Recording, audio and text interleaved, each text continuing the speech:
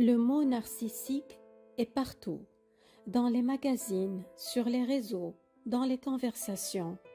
On y voit souvent le portrait d'un manipulateur, d'un être froid et calculateur, une figure presque mythologique de prédateur émotionnel. Mais derrière ce portrait, il y a une question qui reste dans l'ombre, une question bien plus troublante. Comment naît une telle froideur? Quel chemin une âme emprunte-t-elle pour préférer un jour dominer plutôt qu'aimer, pour construire une forteresse si parfaite qu'elle finit par emprisonner les autres pour ne plus se sentir vulnérable? La vérité ne se trouve pas dans le monstre, mais dans l'enfant qu'il a été.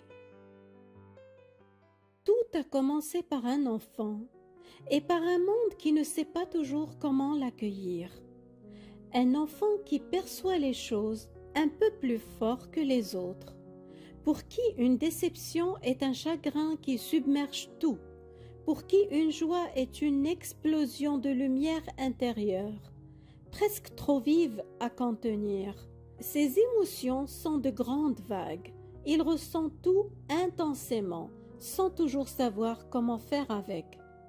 Cet enfant, au système nerveux si finement réglé, est comme une petite antenne qui capterait toutes les fréquences en même temps.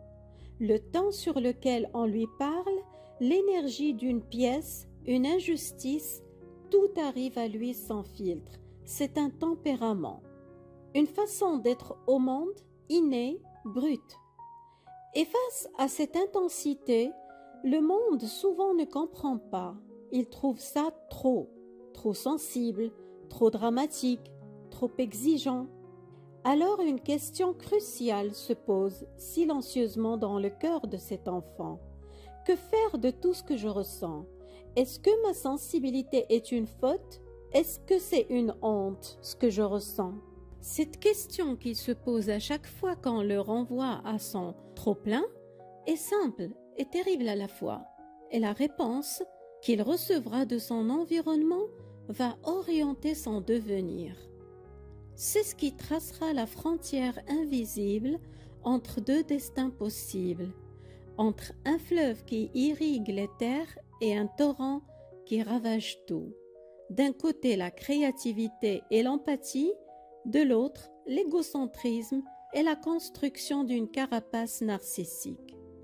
Aujourd'hui, nous allons suivre le parcours de cet enfant au tempérament intense. Nous allons explorer cette danse fondamentale entre l'inné et le devenir. Voir comment la manière de répondre à ses émotions et l'environnement relationnel peuvent influencer une trajectoire de vie. Je suis Fatem Zahra Alami, thérapeute relationnelle, et je vous emmène explorer ces deux chemins où l'on devient soit l'architecte de sa propre prison, soit de sa propre liberté. Imaginons un instant le monde à travers les sens d'un enfant intense. Tout est amplifié, la lumière est trop vive, le bruit du mixeur trop agressif, l'étiquette au fond du t-shirt est une torture. Son système nerveux est comme une antenne grande ouverte, captant toutes les fréquences sans filtre.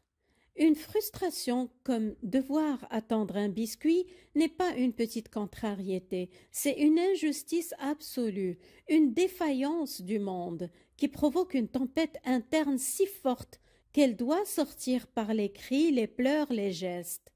Ce n'est pas de la manipulation, pas encore. C'est une réactivité innée, c'est le matériau brut, le tempérament avec lequel il est né. Un fleuve au débit puissant et imprévisible. La question n'est pas de savoir si ce fleuve est bon ou mauvais. La question est que va-t-on construire autour de lui pour l'accueillir? C'est ici que tout se joue, car ce tempérament intense seul ne fait pas un narcissique, il crée une vulnérabilité, un besoin accru de guidance. Imaginez maintenant cet enfant intense entre les mains d'un parent lui-même narcissique, immature ou simplement dépassé. L'enfant crie, car son besoin est immense. Le parent, au lieu de chercher à comprendre la cause de la tempête, veut juste faire taire le bruit. Il cède, il donne le biscuit. L'enfant apprend une leçon terrible. Ma détresse est un outil efficace pour contrôler les autres. La manipulation naît ici, non comme un trait de caractère diabolique, mais comme une stratégie de survie. Pire, quand cet enfant montre sa vulnérabilité, ses peurs, ses doutes, il est accueilli par le rejet. Arrête de pleurer. Sois un grand. Tu es trop sensible. Ou pire, une moquerie. La deuxième leçon est encore plus toxique. Ce que je suis vraiment est honteux. Ma part vulnérable est indigne d'amour. Alors, pour survivre, l'enfant fait ce qu'il a de plus logique. Il enterre cette part vulnérable au plus profond de lui. Et par-dessus, il construit une forteresse, une personnalité de façade grandiose, sûre d'elle, qui n'a besoin de personne.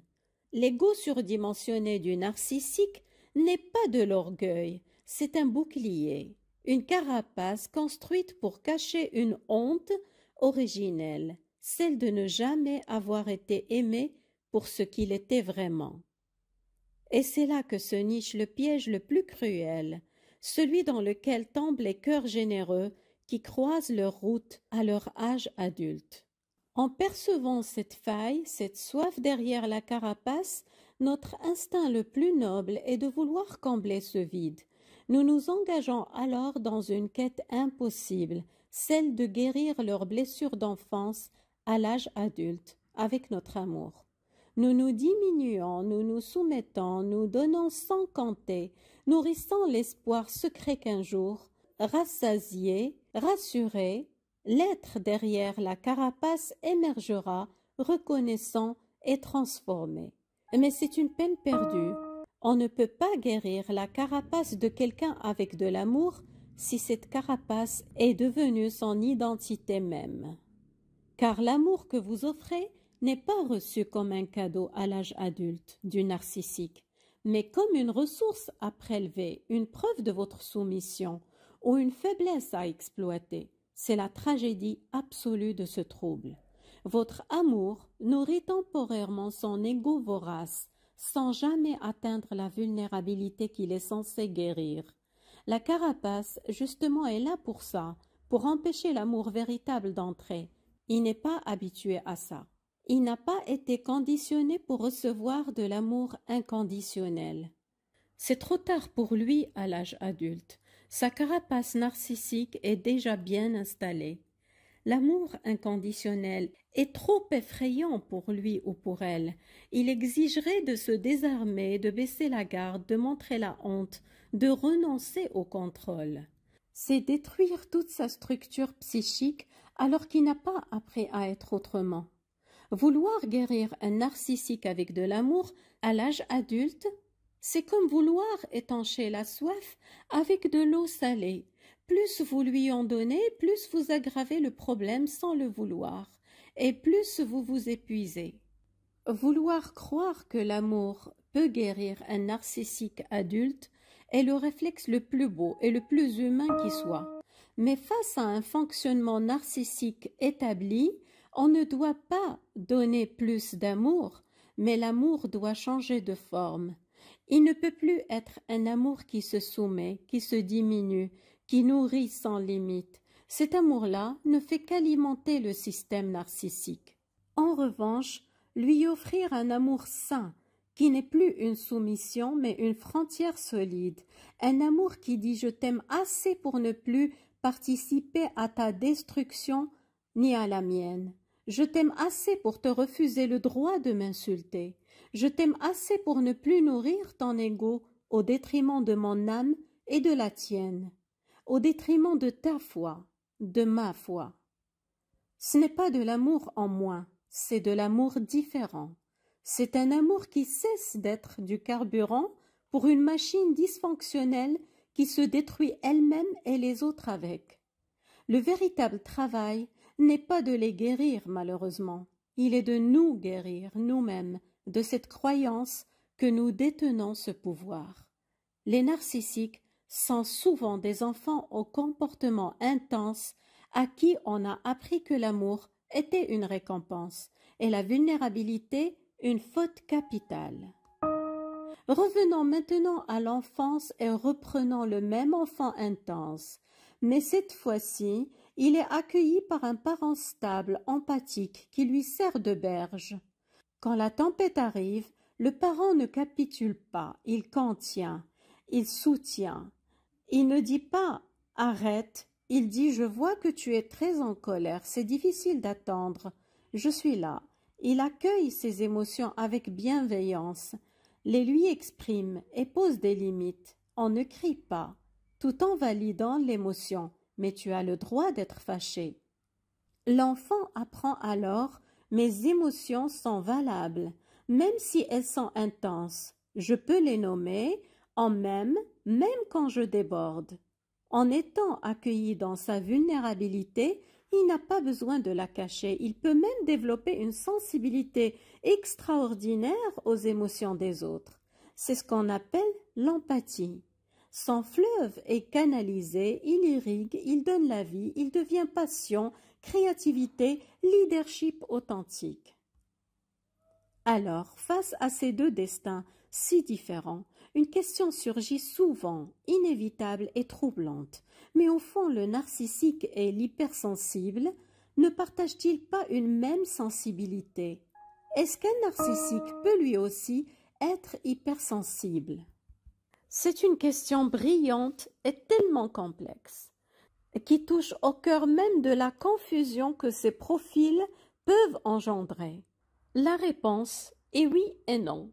Oui, il y a une sensibilité extrême, mais non, elle ne s'exprime pas du tout de la même manière. C'est là que se niche toute la différence. Imaginez deux réactions à une même critique. L'hypersensible va l'intérioriser, elle va le blesser profondément, peut-être même le faire pleurer dans son coin. Il va ruminer, se demander s'il est assez bien, remettre en question sa valeur.